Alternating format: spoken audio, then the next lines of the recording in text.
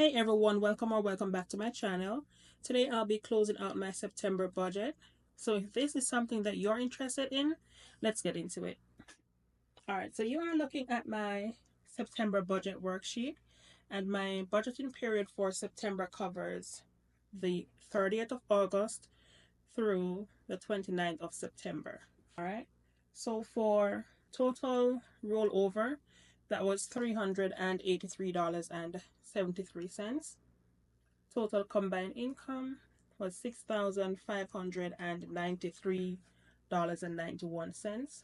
For overtime, we had $1,316.79. For bonus, that was $30. And family contribution, $680. All right, so we budgeted a total of $8,638.67, and we actually spent $9,004.43. All right, so you'll see right here that the available to budget, I'm in the negative. Let me just highlight this as red. So let's get into the expenses. First line item is rent, and rent was paid in full for $24.31. Water was budgeted at $155. We paid $198.62. So that puts us over our budgeted amount by $43.62. For security, I budgeted $80, and we spent $77.32. So we are under budget by $2.68. For car insurance, I budgeted $255. I budgeted $555, but we spent $550.33. So that's $4.67 less than the budgeted amount. For cell phone, that came in on point for $295, and the same for internet, gas, and electricity. All came in at the budgeted amount of $80, $64.15, and $210 for each item. For life insurance, I budgeted $85. I paid $121.15. So that payment put me over my budget by $36.15. Nothing was budgeted for pest control. For lawn care, I budgeted $70, and that's the exact amount that was spent. For fuel, I budgeted $200, and we are over that amount by $58.88 because we spent $258.88. Okay, for groceries and toiletries, I budgeted $250, and I spent $243.25. And just in case you're wondering how the grocery budget is so small, remember that in August, the latter part of August, I did some extra grocery shopping. So that covered me for the first period in September, because we went grocery shopping, I think, on the 29th of August. Okay. And also remember that this grocery line item also include some eating out that we did when we went to the doctor. All right, and we are still under budget by $6.75. So I think I did pretty well with groceries for September. All right, moving along to medical copay expenses. I budgeted $135, and that's the exact amount that was spent. For prescription, I budgeted $200, and we spent $268. So overall for that category, I budgeted $4,810.15, and I'm over that amount by $192.55. Okay, moving along to savings and sinking funds. I did not do any activity here, so let's move along to personal and discretionary. Personal and discretionary, I budgeted $70 for barber. That was not spent, so we closed the month at $0 in that category. Moving along to our debt obligations. For car number 1, payment was made for $488.38. For car number 2, payment was made for $461.88. For credit cards, I budgeted $520. Actual payments totaled $517.50. For personal loan 1, that came in on point for $1,240.74. And that's the same for personal loan number 2, coming in at $766.32 to close out the monthly payment. There was one extra debt payment towards PayPal Master credit card for $30.62. Okay, so I budgeted a total of $3,507.32 for debt obligations, and we spent $3,505.44 to cover our debt obligations for that budgeting period. Okay, for the miscellaneous category is where I would normally put any money that is left over that wasn't budgeted, so that I can account for it on my spreadsheet. This is also where I keep my subscription as well as unexpected spending. When I budget, if there is any money left over, I just drop it in the safety net or the expense cushion for the month. For this budget period right here, the 31st paycheck, August 31st paycheck, which covered up to September 14th, the amount that was left over was 65.13 plus 45.95, which is $111.08.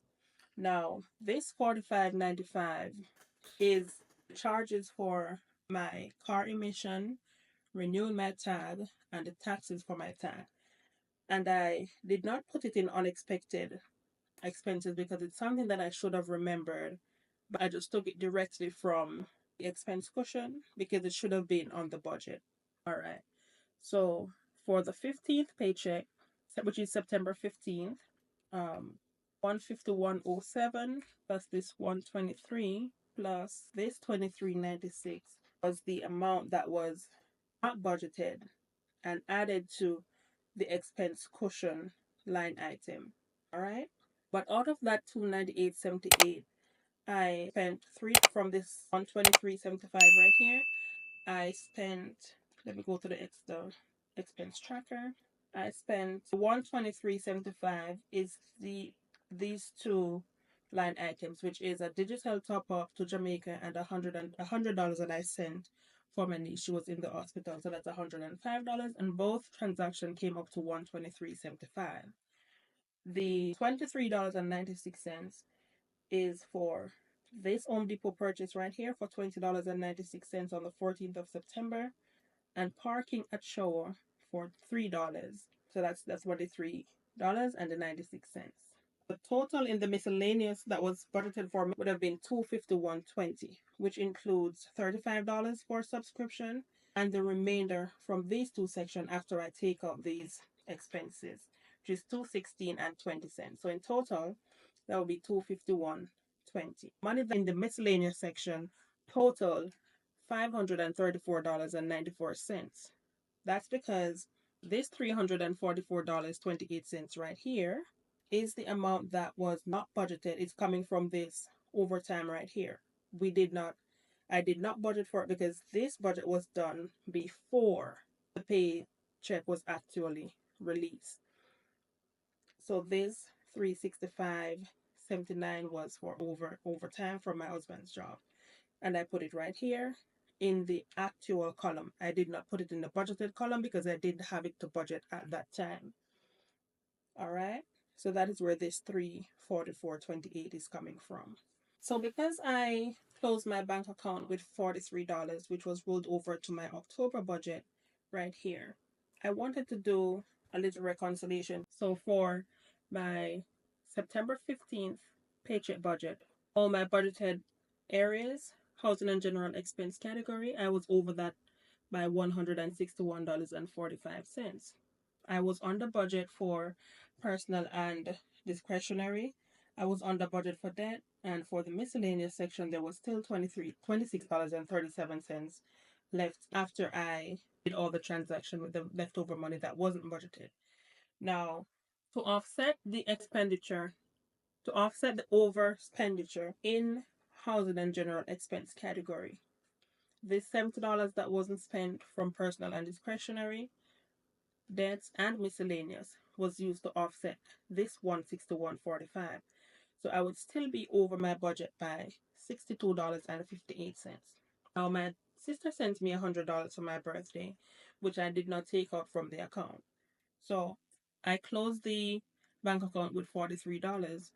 So all this was taken out from the $100 here, which would leave $37.42. Now, the difference between this $37 and the amount in the bank account is $5.58. And even when I went through the bank account and I went back through the worksheet, I cannot pick up where that $5.58 is coming from. But I do know I closed the bank account with $43 even out. Because my birthday money was in this account, I'm going to say I was over budget by $100 in September, because even though I closed the account with $43, it shouldn't have been in the account.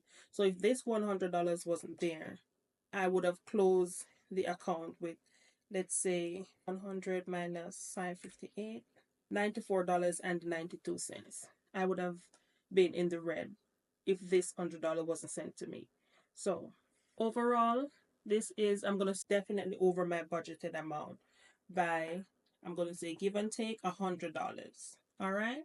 So I hope that I did not confuse you all with the miscellaneous and the reconciliation section. If you have any questions, please drop it in the comments and I will definitely try my best to explain. With my expense tracking here, I can go back and I can see where all the income for September budgeting period was all listed here, with the exception of what's on my consumer debt tracker over on this side. So thank you all for watching, and if you found this video helpful, please give it a thumbs up and leave a comment below. All right, so until the next video, keep budgeting, keep expense tracking, and stay focused.